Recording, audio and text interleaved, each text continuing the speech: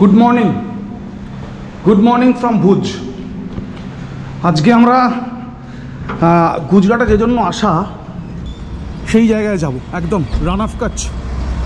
আমরা এখান থেকে ধর্ডো বেরোবো, ধর্ডো। চলুন আমাদের সঙ্গে থাকুন। আমরা ভুজে এই হোটেলটায় ছিলাম, হোটেল ভিরাজ রেসিডেন্সি। আমি আপনাদের রেকমেন্ড করে রাখলাম এই হোটেলটা। ভুজে কখনো আসলে এই হোটেলটা থেকে দেখতে পারেন। শুধু রেস্টুরেন্টটা নেই, পাশ থেকে খাবার নিয়ে আসতে হবে, এইটুকুনি সমস্যা। তা বাদ দিয়ে হোটেলটা কিন্তু ভীষণ সুন্দর। আমি অবশ্যই কালকে একবার দেখিয়েছি, আমি তাও আজকে একবার দেখিয়ে রাখছি আপনাদের। আমি কালকে আমার রুম ট্যুর দিয়েছি, করিডোরটাও দেখিয়েছি। আমি আজকেও একবার देখিয়ে রাখছি। आपका नाम बोलिए। मेरा नाम हरीश है सर। हरीश। और मैं इस होटल का मैनेजर हूँ सर। मैनेजर हरीश जी, ये होटल के मैनेजर। तो सर आपका सबका स्वागत है। आप सर के नाम को लेके कभी भी होटल में आइए सर, आपको अच्छी रेट में डिस्काउंट भी देंगे सर। और सर का व्यवहार बहुत अच्छा है, बहुत अच्छा लगा सर से मिलकर। Thank you. তো ভালো লাগলো আমার সাথে কথা বলে। ওনার সাথে আমি ওনাকে বললাম যে ধর্ডোতে একটু রেফারেন্স দিতে, তো উনি একটা ফোন নম্বরও দিলেন ধর্ডোর। দেখি কী হয়। চলুন, আপনাদের বলা থাকলো হোটেলটা আপনারা অবশ্যই আসলে হোটেলটা দেখতে পারেন। থ্যাংক ইউ हरीश जी। आप थोड़ा धर्डो में बोल दीजिएगा। আর এই হোটেলের সবচেয়ে বড় প্লাস পয়েন্ট হচ্ছে দেখুন পার্কিংটা, অ্যাম্পেল স্পেস পার্কিংয়ের পেছনেই হোটেলের পার্কিং স্পেস। এই হচ্ছে কথা। আর যারা ভুজ আসবেন তাদের উদ্দেশ্যে একটাই কথা, সেটা হচ্ছে এখানে কিন্তু সকাল দেরি করে হয়। হ্যাঁ, ভুজে আসলে একটু সকাল কিন্তু দেরি করে শুরু হবে, এই ইনফরমেশনটা দিয়ে রাখলাম। সকাল 6টায় উঠে দেখলাম নিকশ কালো অন্ধকার। নাম বলো। রাহুল এই হোটেলের ও হচ্ছে এই হোটেলের ও হচ্ছে স্টাফ। খুব ভালো ছেলে, সাথে পরিচয় ভালো লাগলো, আপনার সাথে পরিচয় করিয়ে দিলাম। আসলে এর দেখা পাবেন। চলুন এগিয়ে যাই মূল আকর্ষণের দিকে। আজকে ধর্ডো যাবো, রান অফ কাচ যে জন্য আসা। চলুন এগিয়ে যাই, রাস্তা দেখা যাচ্ছে। আমরা টুয়ার্ডস ভুজ। আমরা অ্যাকচুয়ালি ভুজের আউটস্কার্টে ছিলাম, তো আমরা ভুজের দিকে যাচ্ছি এবং ভুজ থেকে আমরা যাব টুয়ার্ডস ধর্ডো। ভুজ থেকে যাব আমরা টুয়ার্ডস ধর্ডো। ভুজ থেকে ধর্ডো হচ্ছে অ্যাপ্রক্স 85 কিলোমিটার, আপনি ধরে নিতে পারেন। আমি দেখানোর চেষ্টা করব সমস্ত এক্সপেরিয়েন্স আমার। সঙ্গে থাকুন, সাথে থাকুন।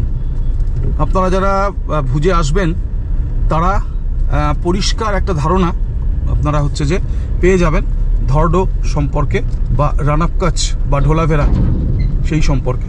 তাই সঙ্গে থাকুন, জুড়ে থাকুন, আশা করি আপনাদের ভালো লাগবে। আমরা অ্যাকচুয়ালি এই মুহূর্তে ভুজ শহরে ঢুকছি, এই হচ্ছে কথা। চলুন এগিয়ে যাই NH 341 ধরে।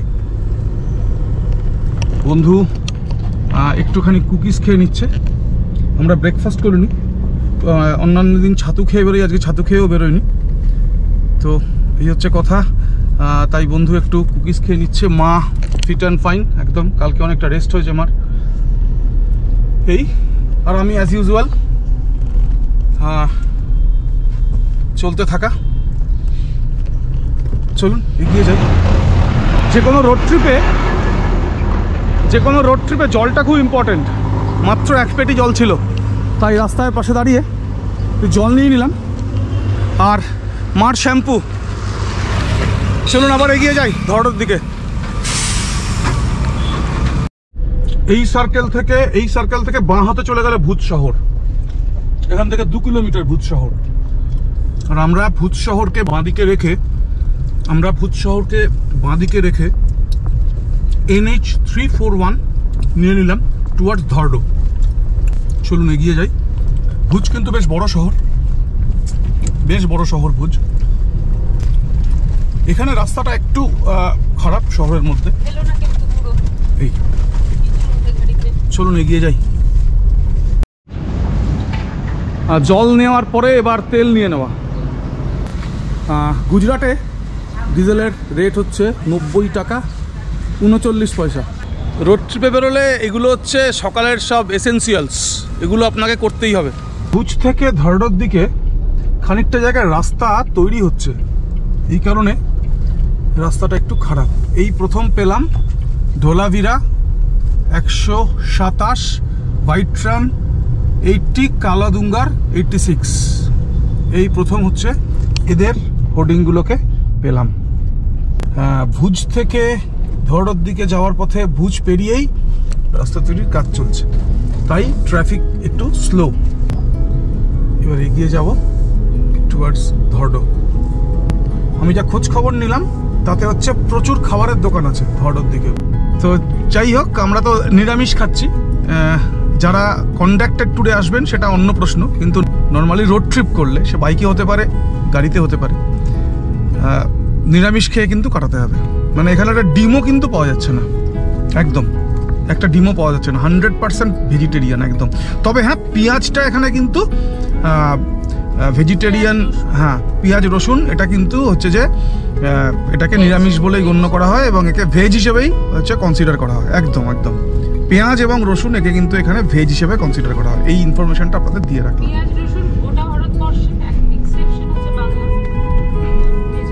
হ্যাঁ, আমরা অনেক জায়গায় গিয়েই দেখেছি যে ভেজ হিসেবে পেঁয়াজ এবং রসুনকে কনসিডার করা হয়। এটা ঠিক বন্ধু বলছে। হ্যাঁ, সাউথ ইন্ডিয়া তো তাই, নর্থ ইন্ডিয়া তাই, সব জায়গায় তাই।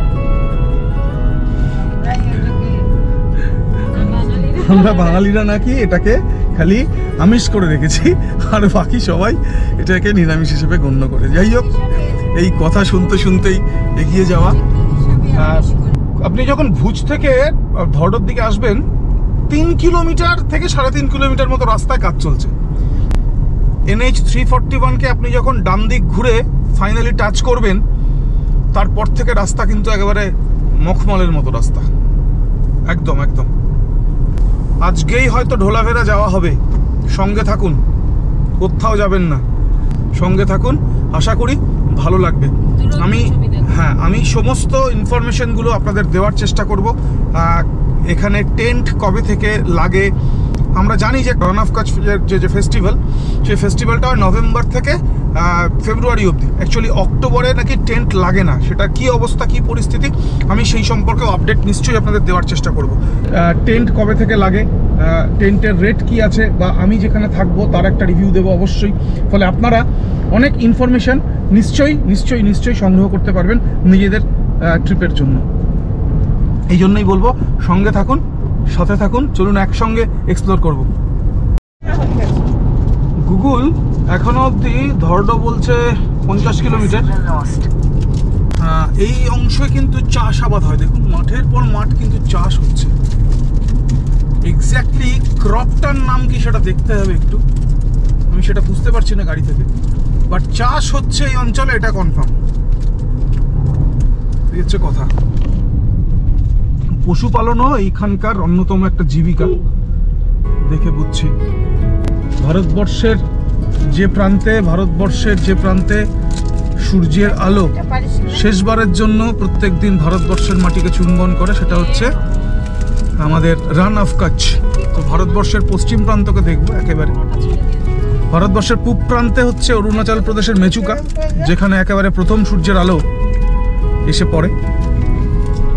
এই হচ্ছে কথা। ঘড়িতে বাজে 9:18।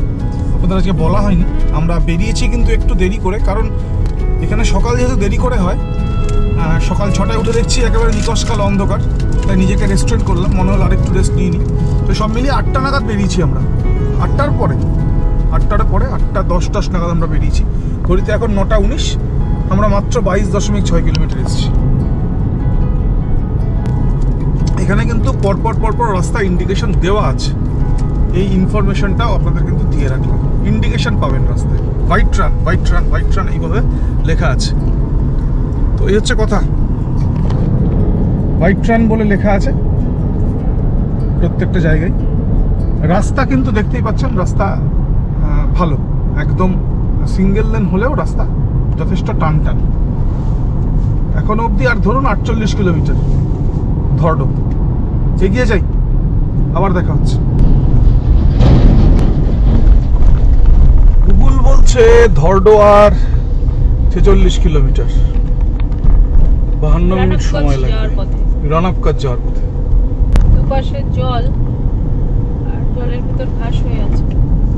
গুগল বলছে ধরডো আর 40 কিলোমিটার। আমি ভূমিরূপটার কথা বলছি, ভূমিরূপটা চেঞ্জ হয়ে গেল।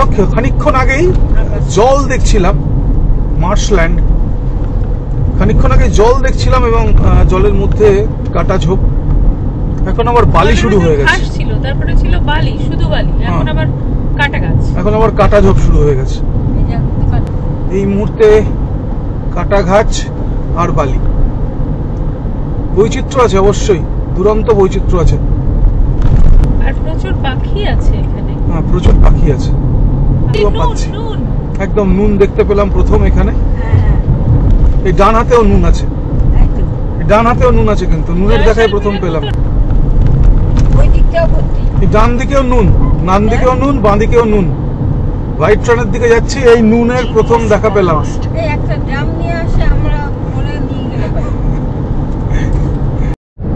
মার এখনই একটু দুঃখ হচ্ছে, ধরডো এখনো 39 কিলোমিটার। দুঃখ হচ্ছে কারণ মা একটা বড় ড্রাম আনেনি। ড্রাম আনলে কি হতো, মা নুন ভরে নিয়ে যেতে পারতো। কারণ কি, এ দেখুন রাস্তার দুপাশে নুন কিন্তু শুরু হয়ে গেছে, রাস্তার দুপাশে নুন কিন্তু শুরু হয়ে গেছে। এই প্রথম দেখা পেলাম। ধরডো গুগল দেখাচ্ছে এখনো ওই 47-48 কিলোমিটার ধরুন। অদ্ভুত রকমের ল্যান্ডস্কেপগুলো পাল্টে পাল্টে যাচ্ছে প্রত্যেক মুহূর্তে। আমি ধরার চেষ্টা করছি খানিকটা। জয়সলমীর দেখতে যেমন ভালো লাগে, এই জায়গাটা দেখতেও কিন্তু ভালো লাগছে, বেশ ভালো লাগছে। আপনারা যারা আসবেন তারা কিন্তু অবশ্যই এনজয় করবেন। চলুন, আবার দেখা হচ্ছে।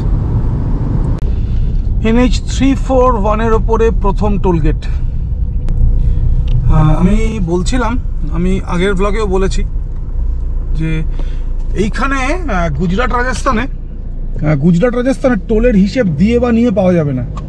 অসংখ্য টোল, আপনাকে অসংখ্যবার টোল দিতে হবে, কিছু করার নেই। আমি এই অবধি আসতে, ধরুন রানাফকাজ ঢুকছি, কাছড়াপাড়া থেকে রানাফকাজ ঢুকছি, এবং এই অবধি আসতে আমার 4000 টাকা কম বেশি আমার টোল লেগেছে। অ্যাপ্রক্স 100-200 টাকা কম বেশি হতে পারে, বাট 4000 টাকা আপনি ধরে নিন। একটা ছোট্ট জনপদ পার করলাম, ভিরান্দিরাইয়া বোধ হয় জায়গাটার নাম, ভিরান্দিরাইয়া জায়গাটার নাম। এখানে খাওয়ার হোটেল আমি এখনো পাইনি বলবো না। আমি আজকে এসছি 44 কিলোমিটার, এখনো অব্দি একটা কি দুটো আমি পেয়েছি। এখানে অনেকগুলো ইন্ডিকেশন আছে, দেখে নি চলুন। জনপকাজ দেখাচ্ছে 60 কিলোমিটার। আচ্ছা, কালাদুঙ্গার হচ্ছে 38 সোজা, হোয়াইট রান 36 বাঁহাতে, হাজিপুর বাঁহাতে, আর খাডাওয়া আরি পার্ক দীঘাকোট সোজা, হোয়াইট রান 36 বাঁহাতে। এগিয়ে বাঁহাত নিতে হবে খুব সম্মত, নাকি এইখান থেকেই বাঁহাত নিতে হবে। এই যে ওয়ে টু হোয়াইট ডেজার্ট, এই দেখুন ওয়ে টু হোয়াইট ডেজার্ট এখানে দেওয়াই আছে। এই হচ্ছে আমি বাঁদিক ঘুরলাম, এই হচ্ছে বাঁদিক ঘুরলাম টুয়ার্ডস হোয়াইট রান, ধরডো গ্রাম। এই হচ্ছে ধরডোর রাস্তা, এবার শুরু হবে। কত কিলোমিটার ধরডো এটা দেখে বলতে হবে, ধরডো কত কিলোমিটার। এই হচ্ছে হোয়াইট রানের দিকে আমি ঘুরলাম, ধরডো গ্রামের রাস্তা। এখান থেকে গুগল বলছে 28 কিলোমিটার ধরডো। চলুন এগিয়ে যাই। একটা পছন্দ মতো পেয়ে গেলে থাকার জায়গা, তারপরে দেখব কি দাঁড়াচ্ছে। চলুন এগিয়ে যাই, আবার আপনাদের সাথে কথা বলছি। টুয়ার্ডস ধরডো গ্রাম এবার আমরা যাচ্ছি NH ছেড়ে। অ্যাকচুয়ালি টুয়ার্ডস হোয়াইট ডেজার্ট যাচ্ছিলাম, যেতে যেতে বাঁ হাতে এই রিসোর্টটা চোখে পড়লো, মেহফিল এ রান, আর এই ভিলেজটার নাম হচ্ছে হোটকা। তো আমরা বিকেলবেলা সানসেট পয়েন্ট দেখার চেষ্টা করব রানাফকাজে গিয়ে, বিকেলবেলা রানাফকাজে গিয়ে সানসেট পয়েন্ট দেখার চেষ্টা করব। এই মুহূর্তে আমরা যেটা করব সেটা হচ্ছে আমরা ঢোলাভেরা চলে যাব। আমরা ঢোলাভেরা দেখে এসে আমরা বিকেলবেলা সানসেট পয়েন্টে যাব সানসেট দেখার জন্য, এই হচ্ছে কথা। আর চলুন দেখিয়ে নিই আপনাদের মেহফিলের রান, এই যে রিসোর্টটা আছে, এই রিসোর্টটা একটু দেখিয়ে দিই আপনাদের। এই হচ্ছে রিসোর্ট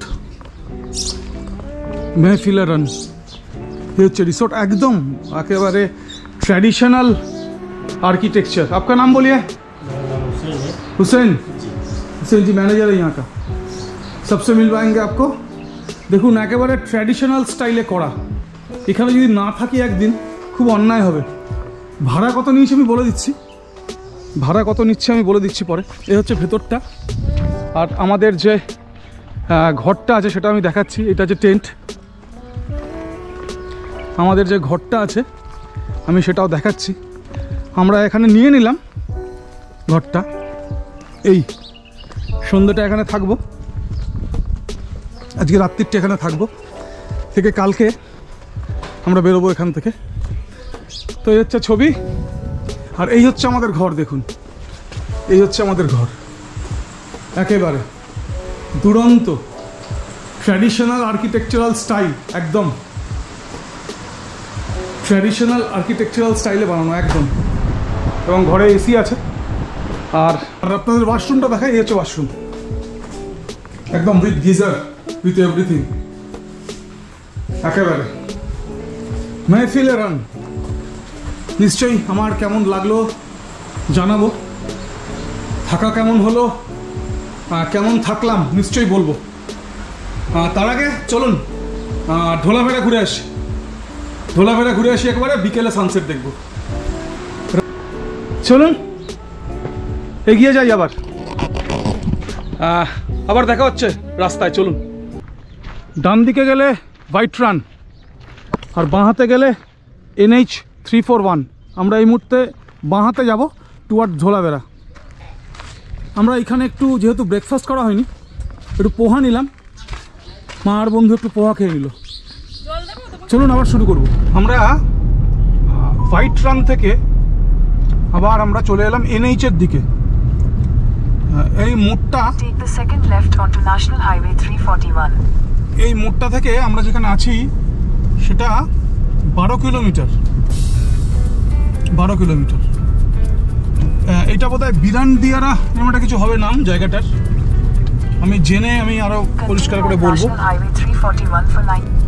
এখান থেকে ঢোলাভেড়া গুগল দেখাচ্ছে 78 কিলোমিটার, সময় বলছে 1 ঘন্টা 26 মিনিট।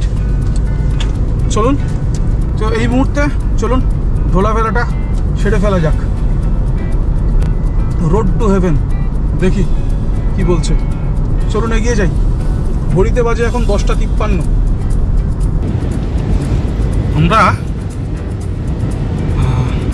হোয়াইট রান থেকে, অ্যাকচুয়ালি হোয়াইট রান এখনো অবধি দেখা হয়নি, আমরা ঢোলাভেড়ার দিকে। আমি যে জন্য ক্যামেরাটা অন করলাম সেটা হচ্ছে যে NH 341 যে মোড় থেকে রান কাটছে বাঁ হাতে, তারপর থেকে কিন্তু রাস্তাটা ভালো। এখন খুব সম্ভবত খাদবা বলে যে জায়গাটা আছে, খাদবা থেকে খুব সম্ভবত ডান হাতে কাটবে ঢোলাভেড়া। আর একবার একটু জিজ্ঞেস করে নিতে হবে, এখানে নাকি একটা চেকপোস্ট পড়বে। তো এই হচ্ছে কথা, আমি আপনাদের নিশ্চয়ই দেখাবো, আমি শেয়ার করবো আপনাদের সঙ্গে। NH 341, তারপরে খাদবা বলে একটা জায়গা পড়বে, খাদবা। খাদবা থেকে জাস্ট ডান হাত কাটতে হবে, খাদবা থেকে জাস্ট ডান হাত কাটলাম। ঢোলাভেড়া এখনো 53 কিলোমিটার বলছে। চলুন এগিয়ে যাই, চলুন এগিয়ে যাই। অ্যাকচুয়ালি এইখানে বোর্ডগুলো বেশিরভাগই ভেতরে আপনার গুজরাটিতে লেখা, যার ফলে বুঝতে একটু অসুবিধা হচ্ছে। ঢোলাভেড়া এখানে মনে হচ্ছে পাওয়া গেছে 62 কিলোমিটার বলছে। হ্যাঁ, ঢোলাভেড়া 62 কিলোমিটার এখানে পাওয়া গেছে। ঢোলাভেড়া 62 কিলোমিটার, এই দেখলাম এখানে ঢোলাভেড়া গুজরাটিতে লেখা। দাও, আমরা পড়ে উদ্ধার করলাম। চলুন এগিয়ে যাই। এখানকার স্থানীয়দের মোড অফ ট্রান্সপোর্টেশন সামনে। এইখানে দেখছি বড় করে একটা বোর্ড আছে, ঢোলাভেড়া 57, সান্তালপুর 162, আহমেদাবাদ 388।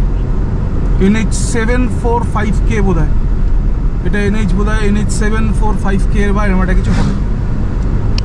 তো যাই হোক, বোর্ড পেলাম অবশেষে ঢোলাভেড়ার দিকে। টেম্পারেচারটা রিজনেবল। হ্যাঁ, এই হচ্ছে কথা। চলুন এগিয়ে যাই। খাদবা থেকে ঢোলাভেড়ার দিকের রাস্তাটা NH, এবং নতুন হয়েছে রাস্তাটা, অর্থাৎ রাস্তাটার উপরে পিচটা নতুন করে করা হয়েছে এবং কুছ আলাগই নজারা হয়ে গেছে। আমি বন্ধুকে বলছিলাম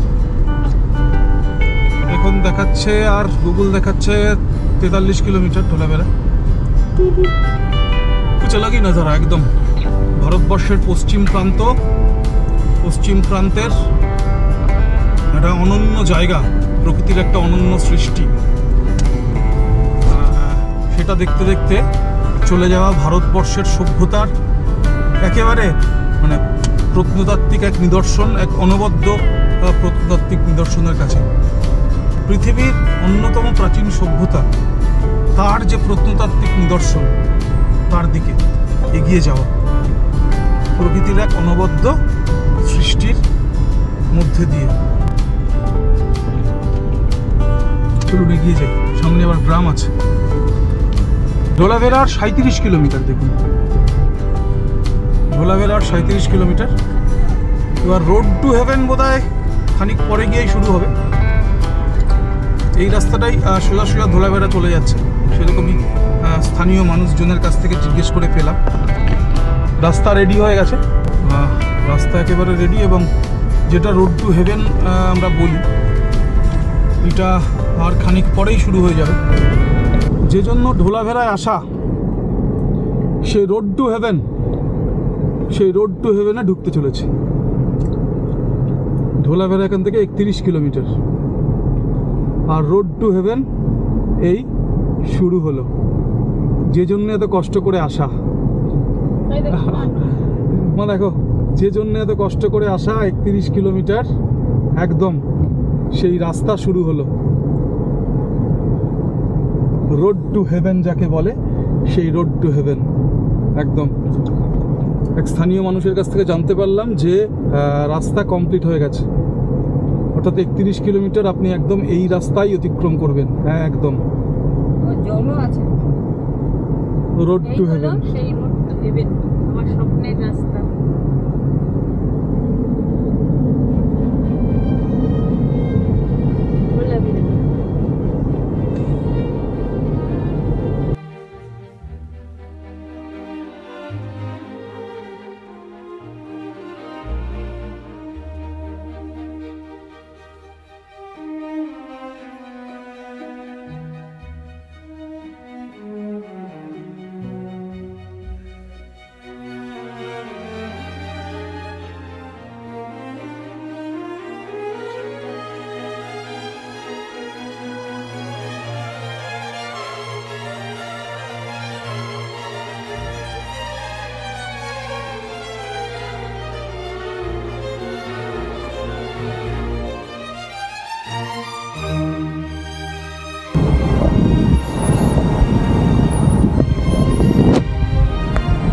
কথা বলবো কি, গতবার ঢোলাভেড়া আসার কথা ছিল, আমরা রাজস্থান ট্রিপ করি, ঢোলাভেড়া আসতে পারিনি গতবার।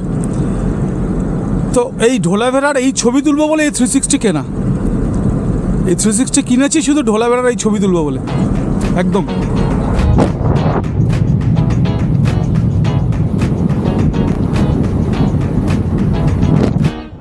এই রাস্তাটাই পরিচিত রোড টু হেভেন হিসেবে।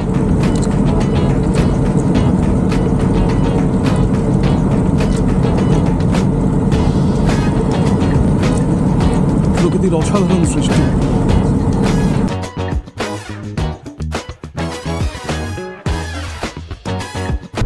এই ঢোলাভেড়া দেখার জন্য এত দূর আসা, বাড়ি থেকে প্রায় 2727 কিলোমিটার এলাম এই ঢোলাভেড়া দেখার জন্য, শুধু এই দৃশ্য দেখবো বলে।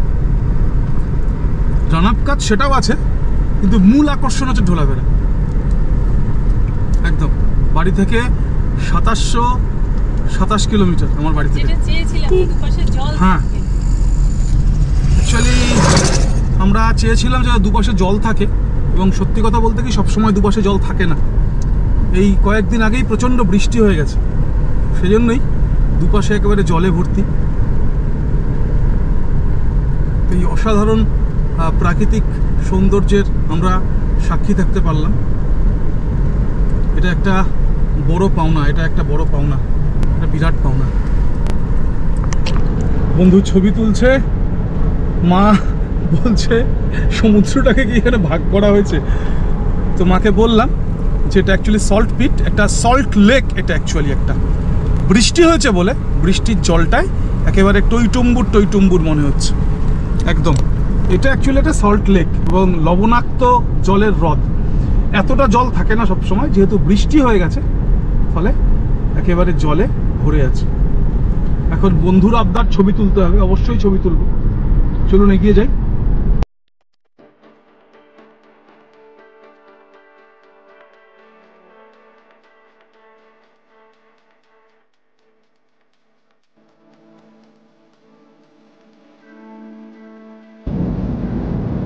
এইখানে একেবারে সাদা মরুভূমিকে আমরা সামনে দেখছি, আমাদের সামনে একদম সাদা মরুভূমি আমাদের সামনে। দেখুন একদম সল্ট, একেবারে সল্ট বেরিয়ে আছে, পুরো সল্ট পিচ একেবারে।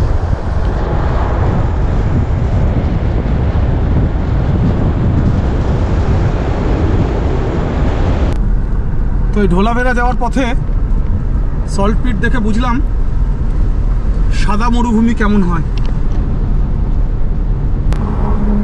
বহুদিনের ইচ্ছা ঢোলাভেরার ছবি প্রথম দিন যেদিন দেখি সেদিনকেই মনে হয়েছিল এই জায়গাটা যেতে হবে।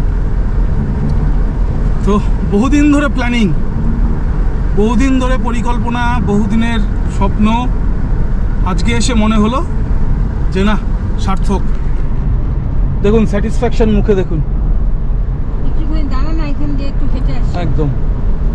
আর মা খালি বলছে দাঁড়াতে, হেঁটে আসবে। এখানে নামা যায় না, অ্যাকচুয়ালি এখানে নামা যায় না, জায়গাটা অনেকটা একদম সোজা কেটে দিয়েছে, আড়াআড়ি কেটে দিয়েছে, ফলে এখানটা অনেকটা ডিপ নামার জায়গা সেই অর্থে এখানে নেই। আগে ছিল, যেহেতু রাস্তাটা হয়েছে এই মুহূর্তে আর ওইভাবে নামা যাচ্ছে না, তাই মাকেও আমি এই মুহূর্তে নামতে দিতে পারছি না।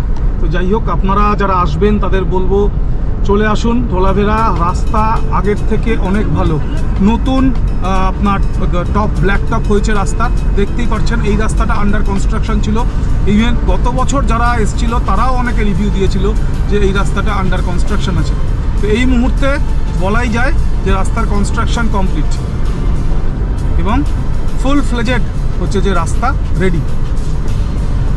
এই খবরটাই আপনাদের কাছে অব্দি পৌঁছানো, এই হচ্ছে কথা। বাইক ট্রান এখানেই দেখতে পাচ্ছি। অ্যাকচুয়ালি এটাও রান অফ কাচ, এটাও একেবারে রান অফ কাচেরই পার্ট, বাইক ট্রানেরই পার্ট এটা একদম। চলুন এগিয়ে যাই। ঢোলাভেরা আর এখান থেকে দেখাচ্ছে 17 কিলোমিটার। এই জায়গাটা একেবারে নিখাদ লবণ, একদম একেবারে সল্ট লেক যাকে বলে, এইখানে একেবারে এক্স্যাক্টলি তাই আছে, একেবারে সল্ট লেক এক্স্যাক্টলি তাই। এবং যে কথাটা আবার বলার সেটা হচ্ছে রাস্তার কাজ কিন্তু কমপ্লিট, রাস্তার কাজ কিন্তু সম্পূর্ণ। এটা অবশ্যই আর ট্যুরিস্টদের এটা বড় প্রাপ্তি, ট্রাভেলারদের একটা বড় প্রাপ্তি যে আপনি ঢোলাভেরা এখন আসতে পারবেন টান একেবারে আপনার টার রোড দিয়ে, পিচের রাস্তা দিয়ে। আগে এই জায়গাটায় খানিকটা অফরোডিং ছিল, বেশ খানিকটা অফরোডিং ছিল। আমরা পুরোনো যে ঢোলাভেরার ভিডিওগুলো দেখেছি তাতে দেখেছি যে এইগুলোতে বেশ খানিকটা অফরোডিং ছিল, পুরোনো ঢোলাভেরার ভিডিওগুলোতে আমরা দেখেছি। তো এখন সেই অফরোডিং আর করতে হচ্ছে না, এখন আর সেই অফরোডিং নেই, এখন সুন্দর একেবারে টারের টারম্যাক একদম রেডি একেবারে। যার জন্যে আসা, যার তাড়নায়। গুজরাটে আমাদের দেখার একদমই একটাই সিঙ্গেল পয়েন্ট যে এজেন্ডা মূল, সেটা হচ্ছে এটাই এই রোড টু হেভেন আর ঢোলাভেরা যাই বলুন, যে one point single point agenda আমাদের।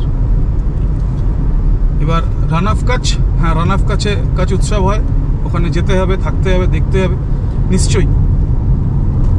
এবং এইখানে আসবো বলে, এর ছবি কিনবো বলে আমি আলাদা করে গতবার 360 কিনেছিলাম। আমরা এখানে আসতে পারিনি গতবার, আমাদের একটু পরিকল্পনায় ভুল হয়ে গেছিলো, তো সেই ভুল শুধরে নিয়ে তার জন্য আবার এবার আসা। ঠিক মা একদম ঠিক বলছে, ভুলটা হয়েছিল বলেই মা এবার আসতে পেরেছে। একদম তাই, ভুলটা না হলে এইবার মাও আসতে পারতো না। তো যাই হোক, মাকে নিয়ে আসতে পেরেছি, এটা একটা বিরাট, এটা আমাদের নিঃসন্দেহ এটা আমাদের একটা বড় সাফল্য। কিন্তু পুরো শুকনো, হ্যাঁ এইখানে একেবারে পুরো শুকনো নুন, একেবারে রান অফ কাচ যদি আপনি দেখতে চান এইখানে আসলে আপনি একদম সুন্দর কচ্ছের রানকে আপনি দেখতে পাবেন, একেবারে হোয়াইট, একেবারে যাকে বলে হোয়াইট ডেজার্ট যাকে বলে, একদম এই হচ্ছে কথা। চলুন এগিয়ে যাই। আমরা রোড টু হেভেন একেবারে শেষ করে আমরা ঢোলাভেরার একেবারে মুখে, এখান থেকে ঢোলাভেরা দেখাচ্ছে 4 কিলোমিটার বাঁ হাতে, সামাখিয়ালি এখান থেকে 133 কিলোমিটার, রাজকোট 256, আহমেদাবাদ 332। আচ্ছা, এটা হচ্ছে NH 754K, এই ইনফরমেশনটা দিয়ে দিলাম আপনাদের। এটা হচ্ছে 754K। আচ্ছা, এইখানে কিন্তু থাকার জায়গা হয়েছে, আমি আপনাদের বলে দিচ্ছি। ঢোলাভেরা যাওয়ার পথে, ঢোলাভেরা থেকে 4 কিলোমিটার আগে আমি দেখছি এখানে কিন্তু থাকার জায়গা হয়েছে। এখানে বেশ খানিকটা থাকার জায়গা কিন্তু আছে এবং একটা খাওয়ার দেখুন ধাবাও কিন্তু এখানে চালু হয়েছে। আমি আসার সময় এখানে খাবো। এনে ছেড়ে আমরা ঢুকলাম এবার ঢোলাভেরা রোডে, ঢোলাভেরার সাইটের কাছে পৌঁছানোর জন্য। এখানে কিন্তু দেখুন থাকার জায়গা তৈরি হচ্ছে নতুন, এখনো অবধি কমপ্লিট হয়েছে আমি কথা বলবো না, কিন্তু তৈরি হচ্ছে। আগামী দিনে এখানে এসেও থাকা যাবে। হেরিটেজ রিসোর্ট ঢোলাভেরা, আমি জানি না এটা চালু আছে কিনা এই মুহূর্তে। না, চালু নেই এই মুহূর্তে, তৈরি হচ্ছে, এই মুহূর্তে তৈরি হচ্ছে, একদম একদম তৈরি হচ্ছে। চলুন এগিয়ে যাই। আমাদের প্রাচীন ঐতিহ্য, তার যে নিদর্শন, প্রত্নতাত্ত্বিক নিদর্শন, তার দিকে খানিকটা এসে আরো একবার বাঁ হাতে টার্ন নিতে হচ্ছে। এইখান থেকে এই যে হরপ্পান সিভিলাইজেশন দিয়েছে, এখান থেকে 1.2 kilometre Dholavira, metropolis of Harappan civilisation. আজ থেকে কয়েক হাজার বছর আগে এইখানে সভ্যতা ছিল, যে সভ্যতার বিস্তার ছিল একেবারে বর্তমান পাকিস্তানের মহেঞ্জোদারো অবধি। অবশেষে এসে পৌঁছলাম ঢোলাভেরা হরপ্পান সিটি। হরপ্পা সভ্যতার অন্যতম শহর ঢোলাভেরায় অবশেষে এসে পৌঁছালাম। ঘড়িতে 12:33, ছায়া কোথাও নেই। আমি বেশিক্ষণ থাকবো না, এখানে বেরিয়ে যাব। আমরা হাজির হয়েছি ঢোলাভেরার মিউজিয়ামের সামনে। এসো, ঢোলাভেরা মিউজিয়ামে আমরা ঢুকছি এই মুহূর্তে।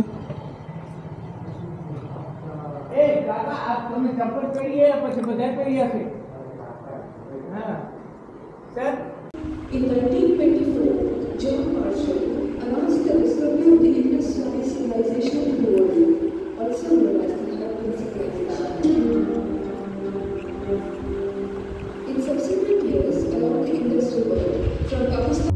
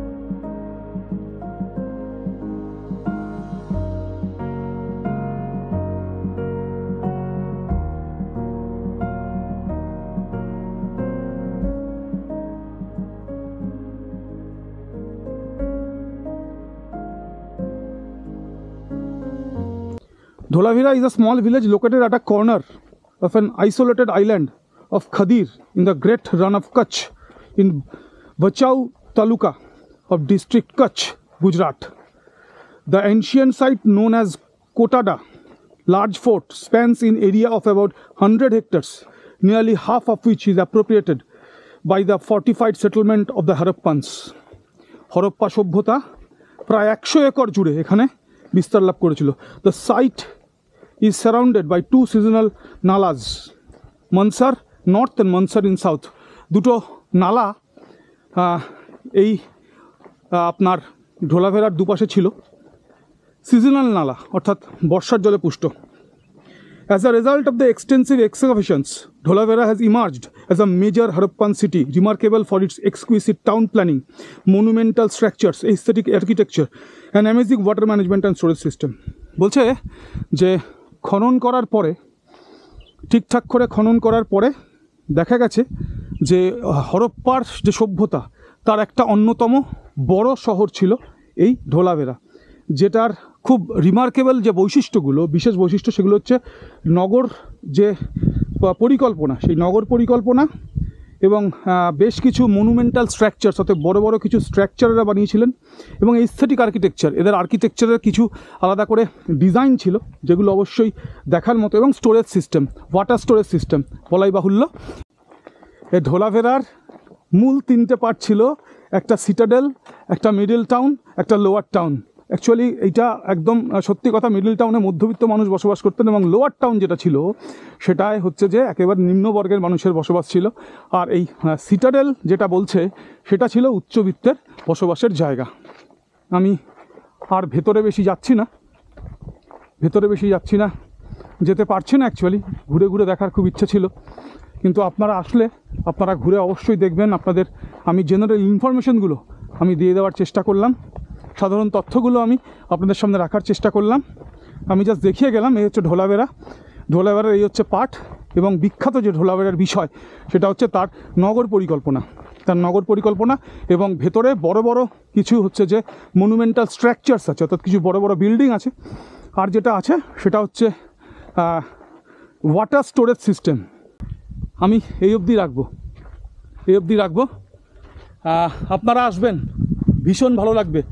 আমার দেশ, আমার দেশের সভ্যতা, আমার দেশের সংস্কৃতি, আমার দেশের ঐতিহ্য, আমার দেশের কৃষ্টি আমার গর্ব, আমাদের গর্ব, আমাদের সবার গর্ব।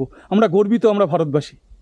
সত্যি ভালো লাগছে এসে যে আমরা এমন একটা দেশে বাস করি যে দেশে 2600 খ্রিস্টপূর্বাব্দে রীতিমতো একটা নগর সভ্যতা সেখানে ছিল, যখন অনেক বর্তমানে যারা অনেক কলার তোলে অনেক দেশ, তারা কিন্তু সেই সময় অত ওই সভ্যতার আলো কিন্তু দেখেনি।